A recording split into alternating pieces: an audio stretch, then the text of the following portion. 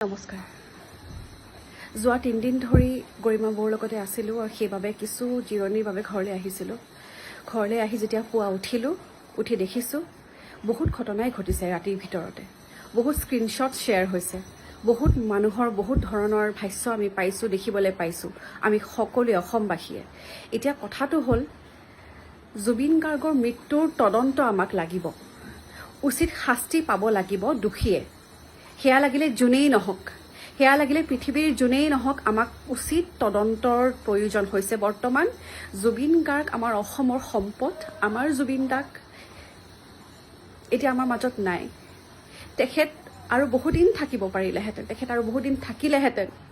আমাৰ আঁত ধৰোঁতা, আমাৰ জীৱনস্বৰূপ জুবিন দাৰ মৃত্যুৰ তদন্ত আমি বিচাৰিছোঁ। মই দীপলিনা ডেকা, মই কোনো গায়িকা নহয়, মই কোনো একো নহয়, মই সাধাৰণ অসমীয়া হিচাপে নতুন প্ৰজন্মৰ এগৰাকী প্ৰতিনিধি হিচাপে আমি উচিত তদন্তৰ আমি দাবী জনাইছোঁ চৰকাৰক।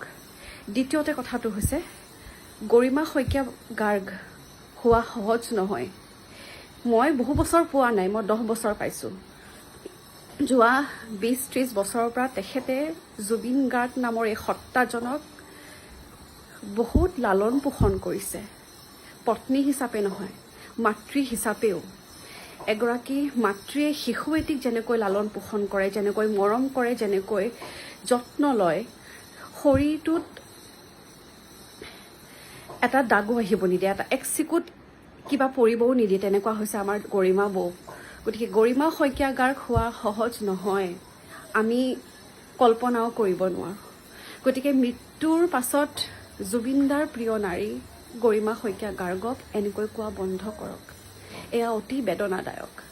তেখেতক আমাৰ ছাপৰ্টৰ দৰকাৰ, এনেকুৱা নকৰিব। আৰু তৃতীয়তে কথাটো হৈছে মই উঠি দেখিছোঁ, কালি দেখিছোঁ গুৱাহাটী ইউনিভাৰ্চিটিৰ এগৰাকী ছাত্ৰী শিৱাংগী ভট্টাচাৰ্যী, খুব সম্ভৱ মই ভুলো হ'ব পাৰোঁ, তেখেতে কিছু কথা কৈছে জুবিন গাৰ্গৰ বিষয়ে। জুবিন দাৰ কথা বহুত কৈছে, বহুত এবিউজ কৰিছে। তেখেতক মই অনুৰোধ জনাইছোঁ, মই দীপলিনা ডেকা এগৰাকী সাধাৰণ অসমীয়াই মই অনুৰোধ জনাইছোঁ, মই দাবী জনাইছোঁ তেখেতক ইমিডিয়েটলি বহিষ্কাৰ কৰক। গুৱাহাটী ইউনিভাৰ্চিটিৰ পৰা নহয়, গোটেই অসমৰ পৰা। আমি তেওঁৰ পৰা কাৰোৰে পৰা জুবিন গাৰ্গৰ বিষয়ে তেনে কোনো শব্দ নুশুনো।